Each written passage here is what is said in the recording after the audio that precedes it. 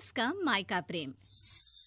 रिद्धि की सास को हर वक्त अपने मायके का गाना गाने की आदत थी।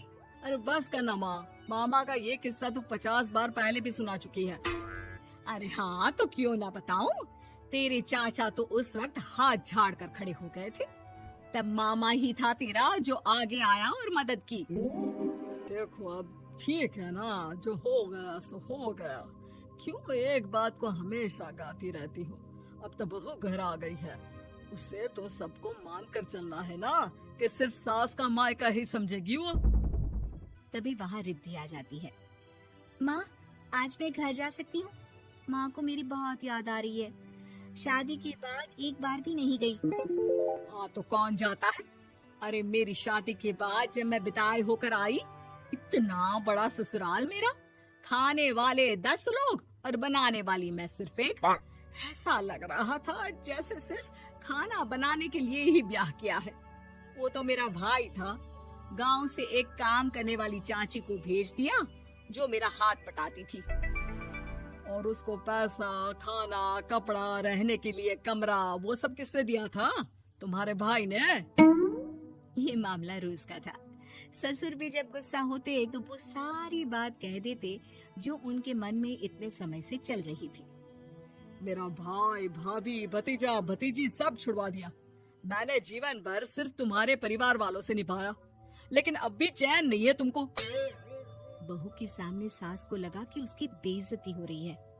अब सुन बहू, अपने कमरे में जा, कहीं नहीं जाना मायके वायके। घर का काम कौन करेगा? पड़ोसन। बहू समझ जाती है मामला गर्म चल रहा है। कमरे में जाने में ही भलाई है। कमरे में क्या है? तुम्हारी माँ हर वक्त चिक चिक चिक करती रहती है।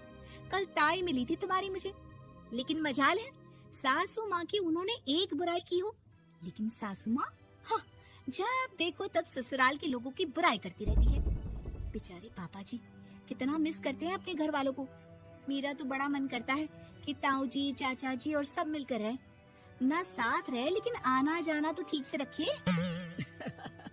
हिंदुस्तान और पाकिस्तान एक हो सकता है, लेकिन चाचा और ताऊ के परिवार के साथ हम लोगों का मिलन ना जी ना, कभी नहीं हो सकता। ये बात है। देखिए मेरे साथ ना ज्यादा चैलेंज मत करिएगा। ऐसा कोई काम नहीं है जो मैं नहीं कर सकती। ससुर जी जो कि बहू की बात सुन रहे थे सामने आ जाते हैं। अरे बेटा, तू ये कर सकती है तो प्लीज मेरा परिवार किसी तरह मुझसे मिलवा दे। सारी जवानी तो मैंने किसी तरह काट ली, लेकिन जीवन के इस पड़ाव पर बहुत याद आती है मेरे परिवार की। हाँ हाँ पिताजी, आप चिंता मत करिए, बस मेरा साथ देते रहिए आप दोनों। फिर देखिए कैसे माँ जी भी ठीक हो जाएंगी और पूरा परिवार भी एक हो जाएगा। थोड़ी देर बाद बहू सामान लेकर घर से निकल रही होती है कि मना किया था ना तुझे मायके जाने के लिए, फिर क्यों जा रही है? बहू कुछ कहती इससे पहले ही बेटा बोलने लगता है। क्या है माँ, वो घर जा रही है। वैसे भी उसके माता पिता ने मुझे 10 लाख दिए तब जाकर मेरा काम शुरू हो पाया, वरना तूने मेरे लिए किया क्या है? अरे वाह बेटा, बचपन से पढ़ाया लिखाया, तेरे दुख दर्द में जगी, और आज वो लोग तुझे सही लग रहे हैं। और फिर ससुराल में लड़की खुश रहे, ये तो मायके वालों की जीवन भर की जिम्मेदारी रहती है। तो ये तुमको भी तो सोचना था ना। ताऊ जी ने पापा को पढ़ाया लिखाया, जब तुम नहीं आई थी तो पापा के लिए ताई जी ने पापा की माँ की तरह देखभाल की। अब बोलिए। अरे तू कुछ नहीं जानता बेटा, तेरे पापा को सब पता है, तभी वो उन लोगों से वास्ता नहीं रखते। मैं उन लोगों को जानता हूँ, लेकिन मैं तुम्हें नहीं जानता कि तुम्हारे मन के लायक काम नहीं हुआ तो तुम घर की शांति बर्बाद कर दोगी। सास जोर जोर से चिल्लाने लगती है। तभी वहाँ सास का भाई आ जाता है। अरे क्यों आप लोग मेरी बहन को परेशान करते रहते हैं? पहले ये जीजा कम थे, जब बहू भी आ गई। बहन, मैंने तो 30 साल पहले ही बोला था, अपना हिस्सा ले और छोड़ इन लोगों को, चल अपने साथ। बहू समझ जाती है कि मामा ससुर की नजर किस पर है। देखा, तुम लोग मुझे अकेला मत समझना, मेरा भाई खड़ा है आज भी मेरे लिए। बहू मायके जाती है और आते वक्त साथ में एक नौकरानी ले आती है। अरे बहू, कुछ खाने को दे दे। अरे आंटी, क्यों भाभी को परेशान करती रहती हो? उनके भाई ने मुझे जिम्मेदारी दी है। किसी भी चीज की परेशानी नहीं होनी चाहिए भाभी को। जो चाहिए मुझे बोलने का। आय हाय, बहू के मायके वालों का इतना दखल। ये मेरा घर है, कोई कल का आए इसे पूरा कैप्चर कर ले, ये बर्दाश्त नहीं होगा मुझसे। क्या हो गया सासू माँ? क्यों सुबह सुबह चिल्ला रही हैं? चमेली, ओ चमेली, क्या कहा था मेरे भाई ने तुझे? अरे दीदी बहुत तेज है आपकी सासू माँ। मैंने तो बोला कुछ चाहिए तो मांग लो मुझसे। अरे निकल यहाँ से, घर को रेलवे स्टेशन बना रखा है, जो देखो वो घुमा जा रहा है यहाँ से वहाँ। ये कहीं नहीं जाएगी।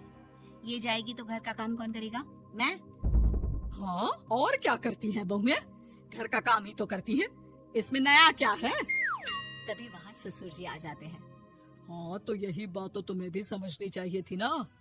आज बहू के मायके से नौकर आ गया तो तुम्हें बुरा लग रहा है?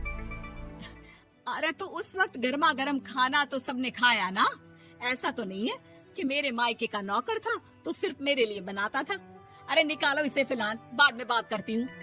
सास का गुस्सा जोर से नौकरानी पर फूटता है। तभी वहाँ बेटा सामान के साथ आकर खड़ा हो जाता है। चलो रिद्धि, तुम ठीक बोलती हो। मेरी माँ को तो हम लोगों की कोई फिक्र है ही नहीं, ये तो सारा दिन सिर्फ अपने बारे में सोचती है।